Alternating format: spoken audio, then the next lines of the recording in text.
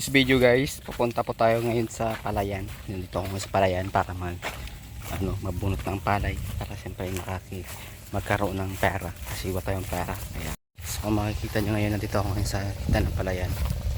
Kaya tara, samahan nyo ako. At sa ngayon po guys, nandito po kami ngayon sa may palayan. At so nagbubunot na po kami ng palay. Actually po, how many years po akong hindi po nagbunot po ulit ng palay, at ngayon lang po talaga naisipan ko pong na magbunot po ulit ng palay dahil sobrang namiss ko po na magbunot po ng palay. So sinubukan ko ulit kung marunong pa po ako magbunot ng palay o hindi na. Sa totoo lang po guys, simula po ng bata po kami ay ito po yung gawain po namin at ito po yung trabaho po namin. At nung bata pa kami ay tinuruan na po kami ng aming mga magulang na kung paano po na maghanap buhay o paano po magtrabaho sa farms. Kaya yung bata po kami, alam na po namin kung ano po yung trabaho po sa pangunguma, at alam din po namin kung paano po magbunot ng palay, at alam din po namin kung paano po magtanim ng palay. Ang trabaho na po ito ay hindi ko po siya ipinagkakaila at hindi ko po siya pinagkakahiya dahil dito po kami lumaki at dito po kami pinalaki ng aming mga magulang. At masaya po kami namumuhay sa ganitong trabaho po namin dito sa farm.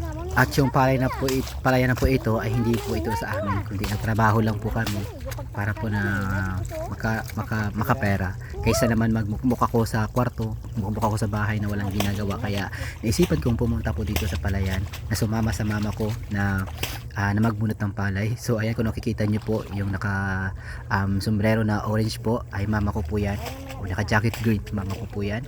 At ay mga kasama ko po dito ay yung mga tita at yung pinsan ko po na nagbubunot po ng palay. At way back nung elementary po ako, ay simula ng elementary po ako, ay doon po ako natuto na magtrabaho dito po sa palayan. Simula ng elementary po ako, ay dito po ako natuto kung paano po magbunot ng palay at kung paano din po magtanim ng palay.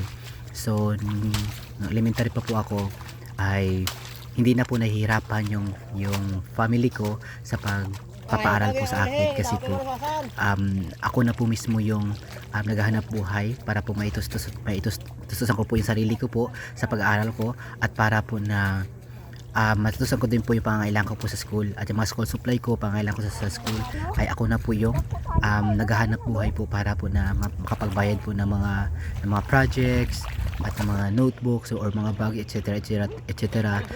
Ay ako na po yung gumagawa, at ako na po yung bumibili sa sarili kong trabaho. Ayan, so kung nakikita nyo po ay malapit na po matapos yan. So kaya tinutulong-tulungan po namin para po mas madali po matapos yung trabaho po namin sa pagbubunot po ng palay.